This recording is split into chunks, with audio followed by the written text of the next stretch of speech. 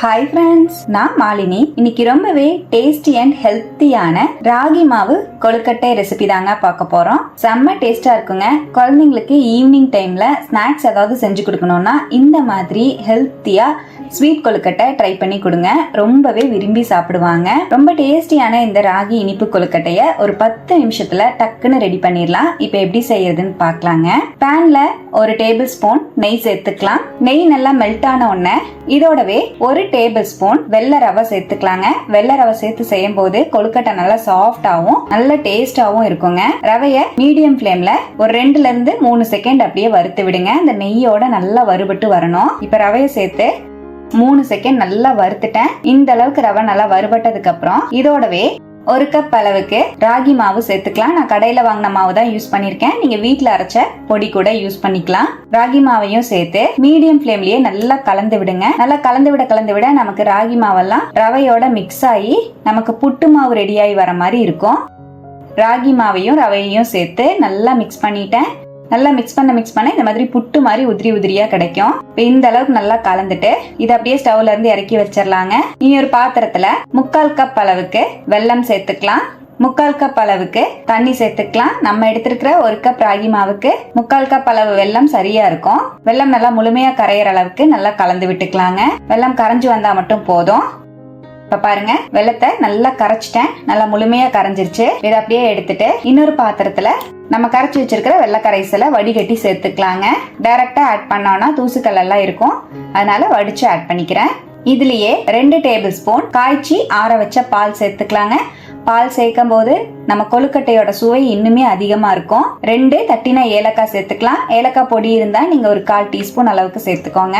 நல்லா மிக்ஸ் பண்ணிக்கலாம். ஸ்லோ ஃபிளேம்ல வச்சு நம்ம வறுத்து வச்சிருக்கிற ரவை ராகி மாவை சேர்த்துக்கலாம். ஸ்லோ ஃபிளேம்ல வச்சு நல்லா மிக்ஸ் பண்ணி விடுங்க. கட்டி இல்லாம நல்லா ஃபுல்லா கலந்து விட்டுக்கலாம். நல்லா கலந்து விடும் போது ராகி மாவும் ரவையும் நல்லா 1/4 வேக்காடுக்கு வெந்துடும். இப்ப நல்லா இந்த மாதிரி கலந்து விடுறேன். நல்லா கலந்து விட நல்லா கெட்டி ஆயிடும். பாருங்க, நல்லா கெட்டி ஆயிடுச்சு. இந்த ஸ்டேஜ் வந்தோடனே இதை அப்படியே மூடி போட்டு ஒரு 2 நிமிஷம் அப்படியே விட்டுருவோம். பாருங்க, ஒரு 2 நிமிஷம் அப்படியே மூடி போட்டு வச்சிருந்தேன். நம்ம மாவெல்லாம் நல்லா கெட்டி ஆயிருக்கு. அப்படியே தொட்டு பாத்தீங்கன்னா உங்களுக்கு கையில ஒட்டாம வரும். கொழுக்கட்டை பிடிக்கிறதுக்கு சரியான பக்குவத்துல இருக்கு. இப்ப இதுலயே 1 டேபிள் ஸ்பூன் துருவின தேங்காய் சேர்த்துக்கலாங்க.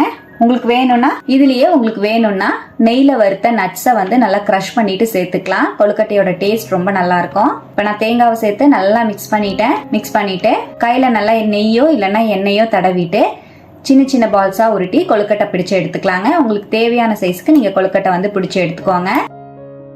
பாருங்க, நான் இந்த மாதிரி பிடி கொழுக்கட்டை மாதிரி பிடிச்சு எடுத்துக்கிறேன். அவ்வளவுதான்.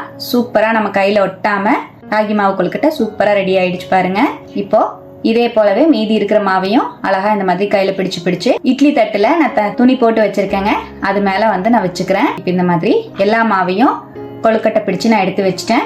நான் எல்லாமே பிடி கொழுக்கட்டை மாதிரி பிடிச்சிருக்கேன். உங்களுக்கு வேணும்னா நீங்க மோதகம் ஷேப்ல கூட பிடிச்சுக்கலாம். இப்ப நம்ம இட்லி எப்படி அவிச்சு எடுப்போமோ அதே போல அவிச்சு எடுத்துக்கலாம். பாத்திரத்துல தண்ணி நல்லா சூடுபடுத்தி இருக்கேன். இட்லி தட்டை உள்ள வச்சிடலாம். மூடி போட்டு வச்சிருவோம். ஒரு 5 நிமிஷத்திலேயே நல்லா ஸ்டீம் வர ஆரம்பிச்சிடும். கொழுக்கட்டையும் நல்லா வெந்துருங்க. ஹை ஃபிளேம்லயே வச்சுக்கோங்க.